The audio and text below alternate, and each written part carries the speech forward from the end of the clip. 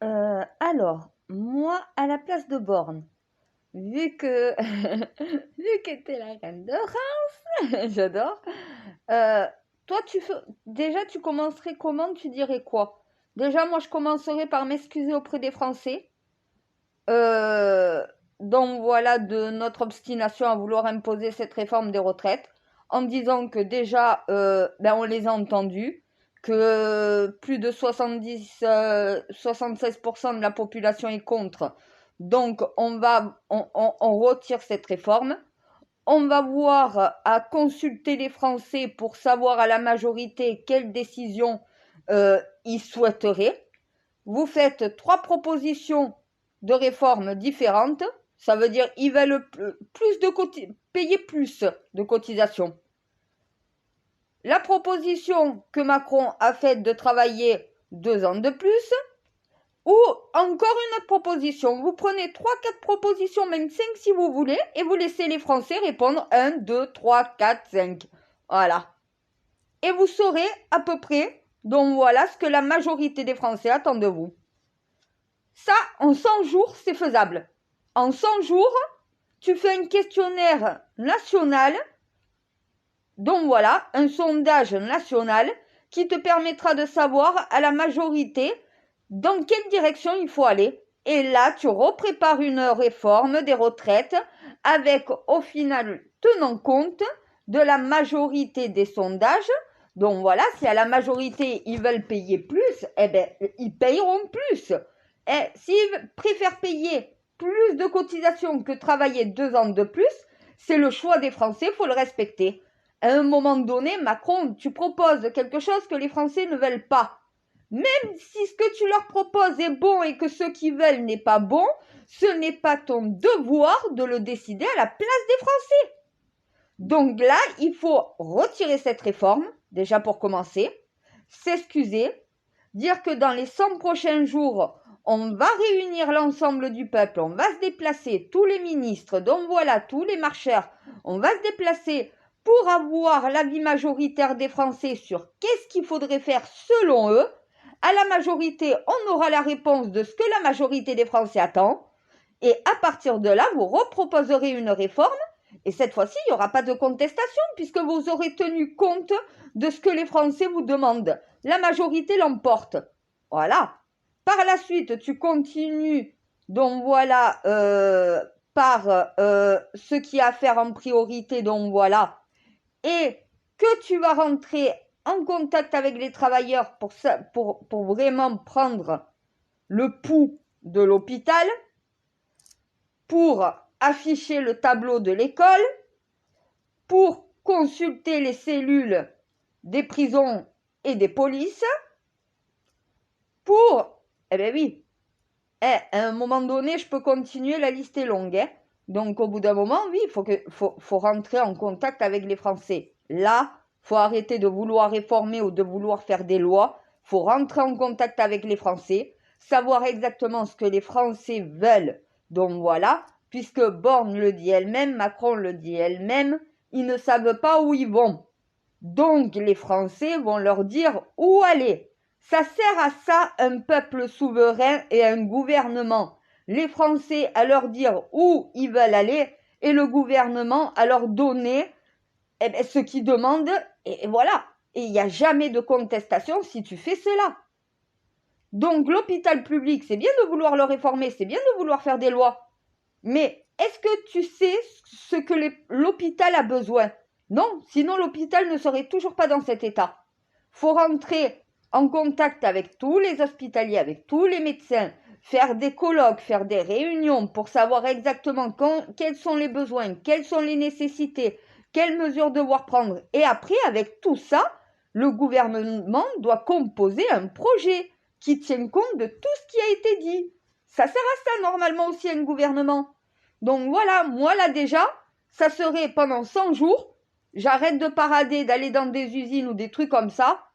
Je fais carrément, chaque ministre va aller dans son domaine de société, poser des questions aux travailleurs de ces domaines-là, concernant la réforme des retraites, prenant en compte ce qu'ils vont leur dire, prenant en compte les besoins de leur emploi.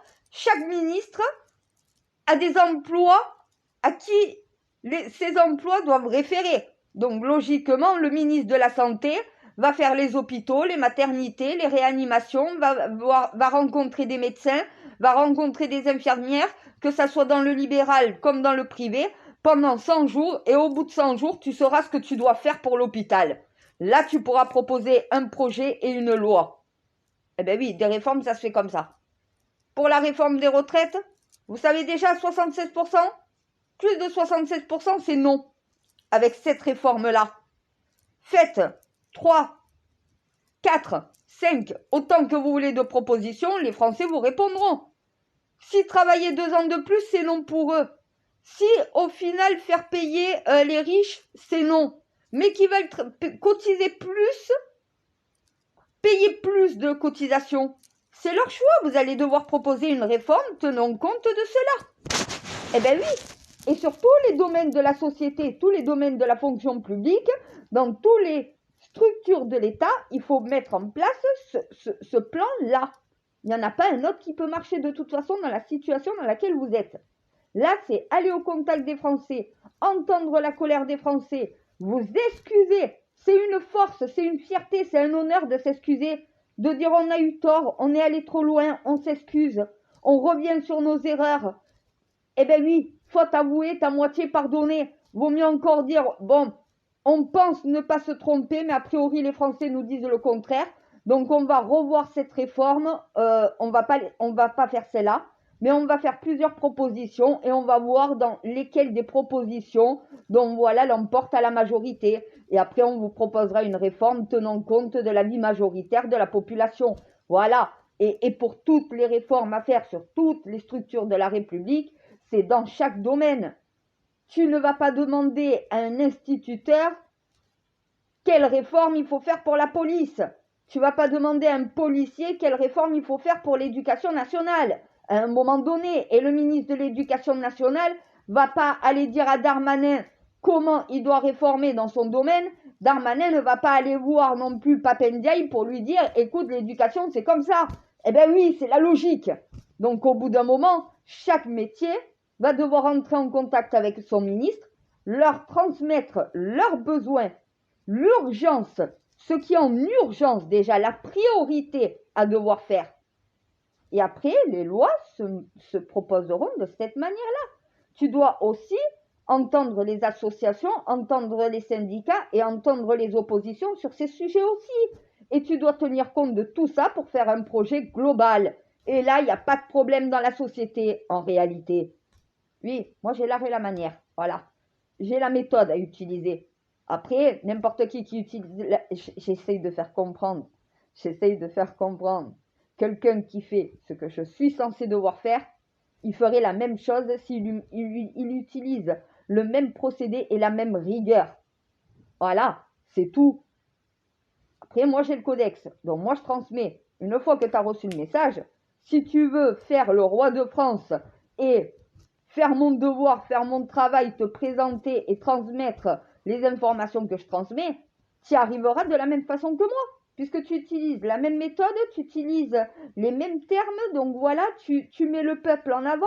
Eh bien oui, c'est pour ça que je vous dis, c'est pas une identité, c'est pas une figure, c'est pas une personnalité, ni même un caractère que vous avez besoin, c'est d'une méthode. Une méthode, un système. Le système actuel va mal, il faut changer de système et le système que moi on m'a donné pour vous transmettre, il marche dans chacun des pays, chaque peuple nationaux qui font tous partie du peuple mondial peuvent l'appliquer dans le monde à leur pays. Ce système s'applique partout et il est bon pour tout le monde et il n'y a plus de problème dans le monde. Après, on saura protéger et servir. Est-ce que ça veut dire que l'humanité va changer, qu'elle va devenir angélique? Non, il y aura toujours des méchants, il y aura toujours des gentils, il y aura toujours du bien, il y aura toujours du mal. Mais on saura protéger et servir. On saura gérer notre société. On saura sécuriser notre espèce. On saura évoluer, tout simplement. C'est ça une révolution. Les mots révolution, anarchie ou même apocalypse, c'est ça. C'est un changement.